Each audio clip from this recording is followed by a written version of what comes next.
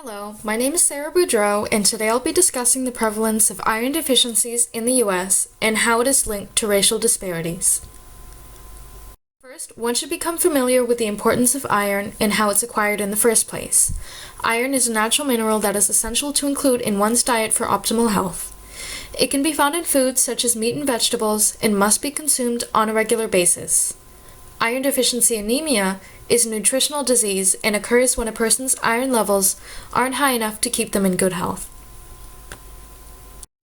Many people are affected by iron deficiency, but it can be more dangerous in some groups than others. Women are especially prone to iron deficiencies due to their menstrual cycle. Pregnant women can also be deficient because they need enough iron to support both themselves and the fetus. Infants of iron-deficient mothers can subsequently be born with low iron levels.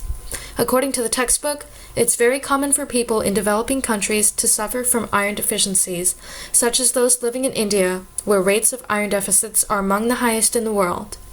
This may be because they do not have access to a variety of foods, or because healthy food is more expensive. Multiple studies have found that there are disparities when examining iron deficiency rates in the U.S. It is important to recognize the factors that cause this disparity so that potential solutions can be proposed. Very often, racial minority groups suffer from disparities in social areas other than health. A domino effect occurs when a weakness in one area affects the next until their health is put at risk. Statistically, minority groups complete less education than other groups. In turn, their lack of education leads to less job opportunities and worse wages. This lower income directly affects them because healthy foods tend to be more expensive than fast food. The table shows results of a study published in April 2020. The study included over 62,000 women across 7 different racial and ethnic groups.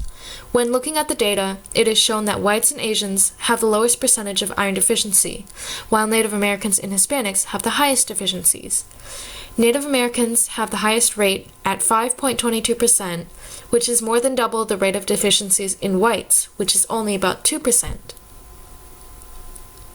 Iron deficiencies can lead to many serious health consequences, especially if they have been present for a long time. If an adult's iron deficiency is left unchecked, they could suffer from lower cognitive skills, increased fatigue, and lower mental health. If a woman is pregnant, there is also a risk of premature birth. In children with low iron, risks include low birth weight, lower cognitive and behavior function, and learning difficulties. Even if a person is able to raise their iron levels back to a normal range, there is still the overlying problem that some people may have extra barriers that prevent them from making changes. For those who are already diagnosed, it's a high priority to begin taking iron supplements and adding more iron to meals as often as possible.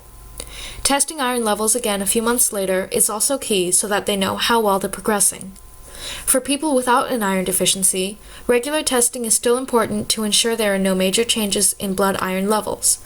Some people may not know they are deficient, which is why testing is so important.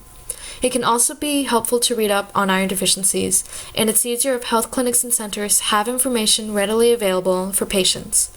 Lastly, choosing groceries wisely and planning a budget to buy healthier foods is key to preventing iron deficiencies.